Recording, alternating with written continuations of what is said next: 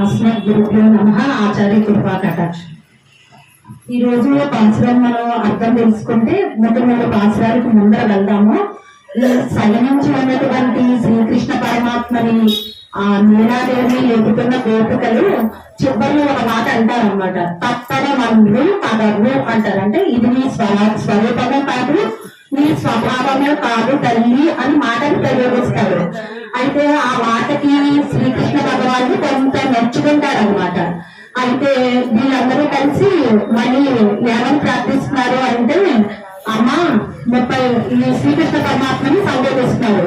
33 కోట్ల మంది దేవతలు నీ దగ్గరికి వచ్చి అడగకపోయినా కూడా నువ్వు సాయం చేసి అవతారాలు ఎత్తావు కదా, మరి ఇప్పుడు మేము నీ దర్శనం కోరి మీ మంగళగుణాన్ని కీర్తిద్దామని వస్తుంటే నువ్వు మాకు దర్శనం ఇవ్వట్లేదు అని ప్రార్థిస్తారు.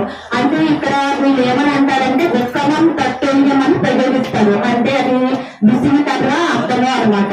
అంటే విసిమి కథ ఎలా అయితే మనకి వేసవకాలంలో శరీరానికి కలిగిన తాపాన్ని తగ్గిస్తుందో, అలాగే మనకి ఈ నమః పదం అనేది మన అహంకార మమకారాన్ని పారత్రోలి మనకి స్వస్థతని చేకూరుస్తుంది అనమాట. అందుకని ఇక్కడ నమః పదాన్ని అర్థం చెప్పడం జరిగింది.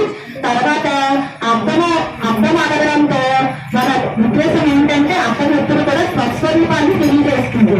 అంటే అర్థం ఇక్కడ స్వస్వరూపం అంటే ఓంకారమే ప్రణవం కాబట్టి ఆ ఓంకారాన్ని అర్థం చేసుకున్నామని తెలియడంతో ఇక్కడ ఓంకారమే నమః పదాలకి అర్థం చెప్పడం అయింది. అయితే తర్వాత వీళ్ళు ఏం చేస్తున్నారు, మళ్ళీ అక్కడ అమ్మవారిని కూడా బాగా సౌందర్యాన్ని వర్ణిస్తారనమాట. వీళ్ళిద్దరిని వర్ణిస్తే అంటే మొదలు మనం తప్పు చేసాము, ఇప్పుడు మళ్ళీ ఇద్దరిని ప్రార్థిస్తాము అని. అక్కడ కూడా అందరిలో 33 కోట్ల దేవతలని వాళ్ళు ప్రయోగిస్తారు. అంటే ఇక్కడ మనం తెలుసుకోవాల్సింది ఏంటంటే 33 కోట్ల దేవతలు ఉండరంట. అంటే చాగంటి గారు చెప్పారు 33 వర్గానికి సంబంధించిన దేవతలు. అంటే ఏకాదశ రూపీలు 11 మంది, ద్వాదశాదిత్యులు 12 మంది, తర్వాత అష్టవశులు 8 మంది, ఇద్దరు అశ్విని దేవతలు కలిపి 33 దేవతలు అనమాట.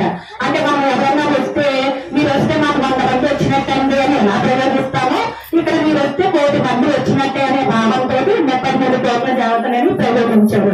ఆ తర్వాత వీళ్ళు ఏం చేస్తారంటే మళ్ళీ ఈ కృష్ణ పరమాత్మకి మళ్ళీ మనం అందరినీ రక్షించాలని రావాలి అంటే మళ్ళీ ఏమని ప్రయోగిస్తున్నారు అంటే, పాలు ఉదారంగా పాలు శ్రవించే గోపులో సమృద్ధి కలిగినటువంటి నందగోపుని కుమారుడా అని సంబోధిస్తారు. ఏంటంటే ఇక్కడ నందగోపుని ఆచార్య ప్రయోగం చేశారనమాట. ఆచార్యులు ఎప్పుడు కూడా శిష్యుడికి ఉదారంగా ఎలా అయితే విద్యను బోధిస్తారో ఇక్కడ ఆచార్యులు కూడా అలాగే చెప్పి పరమాత్మకి కనెక్షన్ పెడుతున్నారు అనమాట. ఆచార్యులు ఎలాగో పరమాత్మ అలాగే కదా, భక్తులు వస్తే ఉదారంగా అనుగ్రహించారు కదా, నువ్వు అయినా కూడా ఇలా ఉన్నావు ఏంటి అని చెప్తూ వాళ్ళు ఏమంటున్నారంటే, ఇప్పుడు ఇంకా ఒక ఆయుధం పట్టేశారు అనమాట కృష్ణుడి దగ్గర. ఏంటంటే నువ్వు రమ్మంటే నువ్వు రాలేదు, నువ్వు అవతారం నేను దాల్చమని నేను అనలేదు, కానీ నువ్వు మా గోపకులానికి వచ్చి నువ్వు ఇక్కడ అవతరించావు. అంటే నువ్వు వచ్చావు కానీ మేము రమ్మంటే రాలేదు కదా. అంటే ఇప్పుడు సర్వాధికారాలు నీ మీద మాకే అని చెప్పి ఈ గోపికలు ఆండాయితల్లి ఇప్పుడు స్వామి అదానికి వేస్తున్నారు అనమాట. అయితే ఇప్పుడు ఇక్కడ నీలాదేవి కూడా ఏంటంటే ఇంకా వీళ్ళు పిలుస్తున్నారు తల్లి పురుషకారం కదండి. పురుషకారము అన్న పదానికి అర్థం ఏంటంటే శివాసు, అంటే మధ్యవర్తిత్వం అనమాట. ఆయన ఆశ్రయిస్తే స్వామి ఆయనే కదిలి వస్తాడు.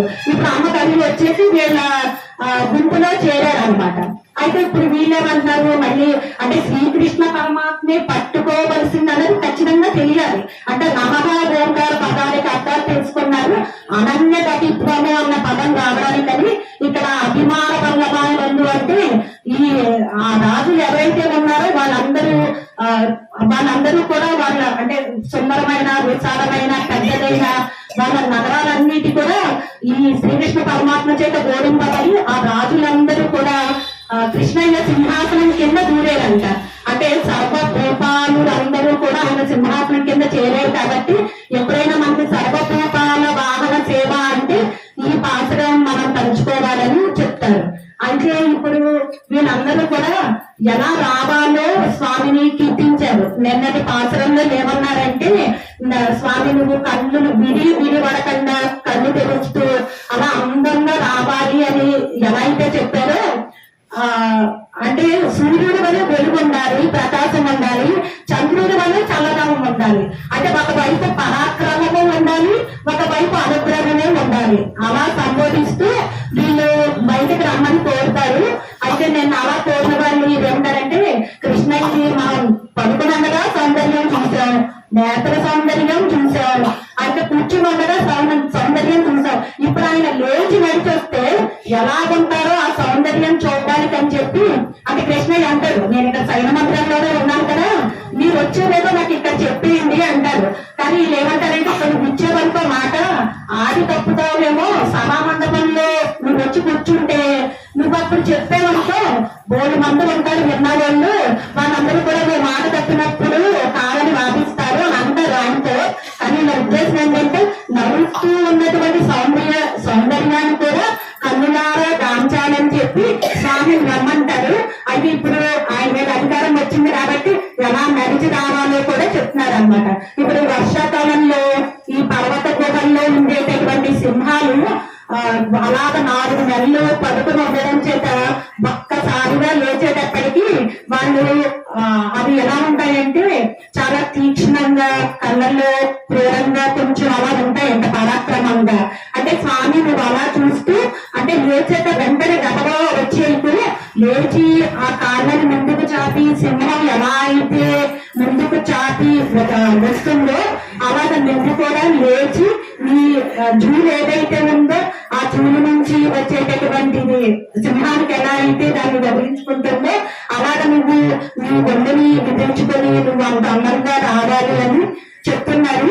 అయితే ఇక్కడ సింహము గుహలో ఉన్న సింహం ఎలాంటిదంటే కారణతత్వము. అంటే మనకి ఆ గుహలో ఉన్నంత వరకు దాని గురించి మనకు తెలియదు. అది ఎప్పుడైతే బయటకు వచ్చిందో అది కార్యతత్వం అన్నమాట. కారణతత్వం ఇక్కడ సృష్టికి ముందు పూర్వం ఎలా ఉంటుందో గుహలో ఉన్న సింహం ఆ విధంగా అన్నమాట. బయటకు ఎప్పుడైతే వచ్చిందో సృష్టిని ఎలా దాల్చిందో, అంటే మనం ఇప్పుడు రామాలయంలో చెప్పాలంటే మూల విరాట్టులు బుద్ధ విగ్రహాలు అన్నమాట. మూల విరాట్టులు ఇక్కడే ఉంటారు, బుద్ధ విగ్రహాలు ఎలా అయితే బయటకు వస్తారో ఈ సృష్టిని అంత చెయ్యడానికి అని చెప్పి భగవంతుడు అలాగా బయటికి రావాలని కోరుతారు, బయటకు అలా వస్తారనమాట. ఇది కూడా ఏంటంటే లోపల సింహం ధర్మంతో సమానము, ఈ గుహలు ఏదైతే ఉన్నాయో అవి వేదాలతో సమానం అనమాట. మనకి వేద ప్రామాణికము కాబట్టి శ్రీకృష్ణ భగవానుడు ఈ విషయం మనం తెలుసుకోండి. భగవాన్ శ్రీకృష్ణ